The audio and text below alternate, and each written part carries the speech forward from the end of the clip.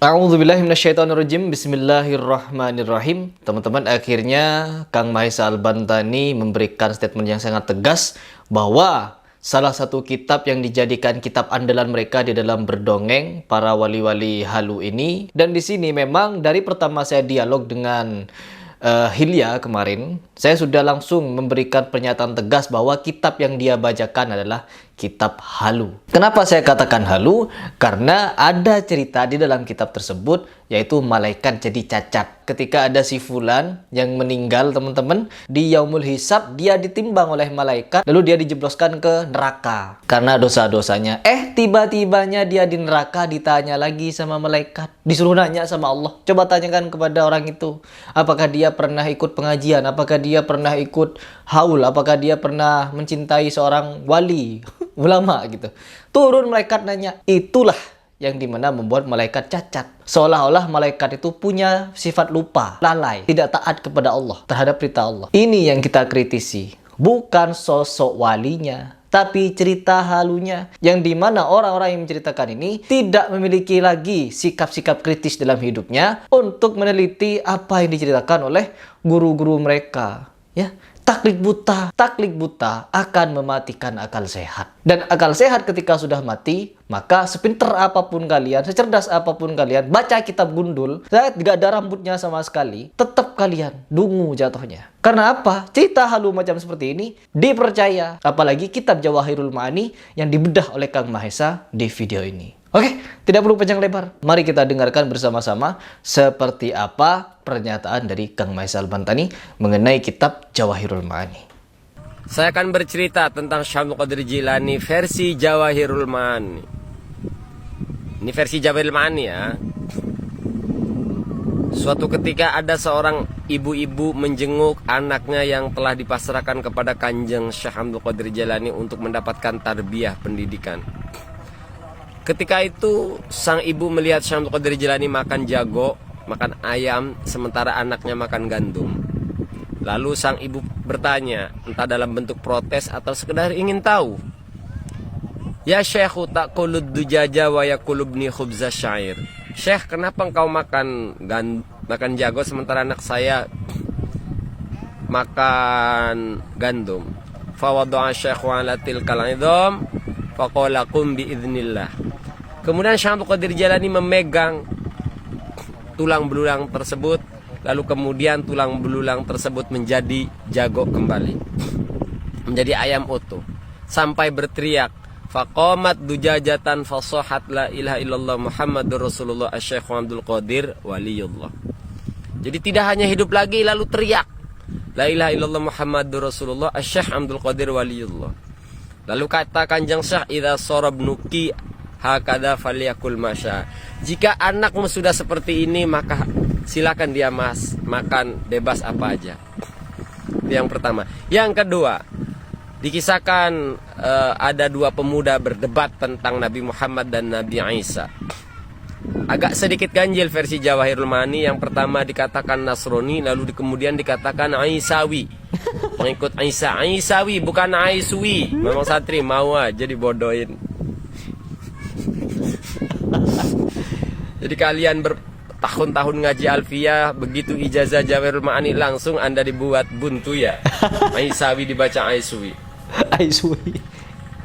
Perdebatan antara kedua pemuda tersebut adalah tentang siapakah yang lebih utama antara Isa dan Nabi Muhammad sallallahu alaihi wasallam. Pengikut Isa sudah barang tentu menetapkan Isa sebagai yang tokoh yang lebih baik ketimbang Nabi Muhammad. Begitupun dengan sebaliknya. Lalu Kanjeng Syekh datang bertanya kepada keduanya, alasanmu apa menganggap Nabi Isa lebih utama daripada baginda Nabi Muhammad sallallahu alaihi wasallam? Lalu pengikut Isa itu berkata, Inna Isa alaihissalam yuhyil mauta. Nabi Isa bisa menghidupkan orang mati. Lalu apa yang terjadi? Kata Kanjeng Syekh, jika aku menghidupkan orang mati, apa engkau akan beriman kepada Nabi Muhammad? Sementara inni lastu binabiyin bal min atba'i Muhammadin sallallahu alaihi wasallam in ahyaitu mayitan atu'minu binabiyina Muhammadin sallallahu alaihi wasallam. Aku bukan nabi, cuma pengikut Nabi Muhammad. Seandainya aku bisa menghidupkan orang mati, apakah kau akan iman kepada Nabi Muhammad? Alhasil Syekh Abdul Qadir Jailani ingin diperlihatkan kuburan yang sudah lampau. Mana kuburan yang sudah lampau? Kebetulan itu penyanyi yang dikubur itu. Lalu Syekh Abdul Qadir Jailani membangkitkan orang yang sudah mati. Orang yang sudah mati itu keluar sambil bernyanyi, hayyan mughanniyan, hidup dan sambil menyanyi. Mungkin kalau lagu India mungkin nyanyinya tujh mera dikhta hai yara main kya karu, sajde sar jhukta hai yara main kya karu. Itu dua kisah versi Jawahirul Ma'ani. Entah versi kitab apa lagi, wallahu a'lam bishawab. Yang saya kutip pada kesempatan sore hari ini adalah di dalam Jawahirul Ma'ani. Orang sekarang aneh. Ini wali, cuma minta dibuktikan. Soekarno berubah jadi macan, itu mana buktinya? Berubah jadi periwayatannya, sanadnya dari mana? Bagaimana bisa bapak proklamator, sang presiden RI dikatakan seorang wali? Benar. Dengan sejarahnya yang begitu. Ya. Silakan dicari saja ya sejarah Bung Karno. Paham. Abah Lutfi menjadi dua, mengabaikan periwayatan. Paniklah orang yang menganggap satu tokoh itu wali. Paniklah mereka ketika hanya dimintai pembuktian. Syekh Abdul Qadir Jailani mah keren loh gitu. Versi Jawahirul Ma'ani itu kan kitab yang diyakini mereka, kitab yang dibaca-baca oleh mereka. Syekh Abdul Qadir Jailani simpel diprotes, in ahyaitu mayitan atu'minu binabina Muhammad.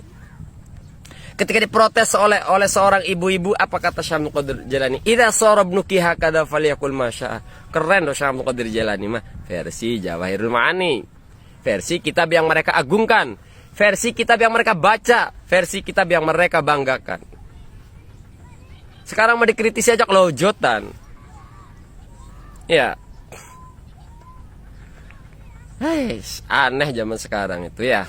Kawan-kawan yang dirahmati Allah Subhanahu wa ta'ala. Masih banyak sih sebenarnya. Nanti kapan-kapan kita bahas masalah bedug yang diceritakan oleh Abah Ento.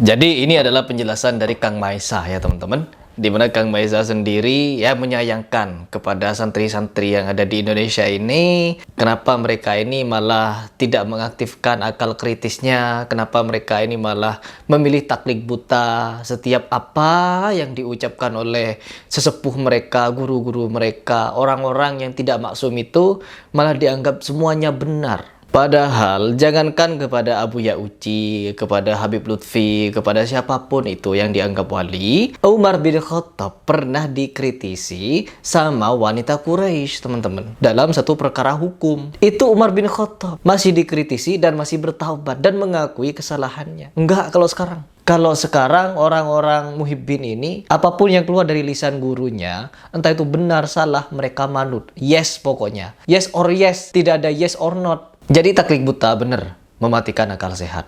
Dan apapun yang kita ajakkan kepada mereka, dialogkan dengan mereka, mereka buta dan tuli. Bukan mereka tidak bisa melihat, bukan mereka tidak bisa mendengar, tapi mereka tidak mau berpikir lagi. Apabila kita melihat suatu fatwa, melihat suatu cerita, melihat sesuatu apapun yang di mana cerita tersebut atau kejadian tersebut bertentangan dengan Al-Quran dan As-Sunnah, maka patut untuk kita kritisi dan tidak dibenarkan. Sebagaimana yang disampaikan oleh Buya Yahya. Kalau kalian tidak mau mendengar kalimat saya, tidak mau mendengar kalimat Kang Maesa, ya sudah dengarkan Buya Yahya. Kalau kalian tidak mau mendengar Buya Yahya, siapa lagi? Mau mendengar itu, siapa namanya? Habib Hadi Yahya Assegaf. Silahkan ikuti Hani Yahya Assegaf. Sampai tembus merampok lebih afdol daripada mengemis.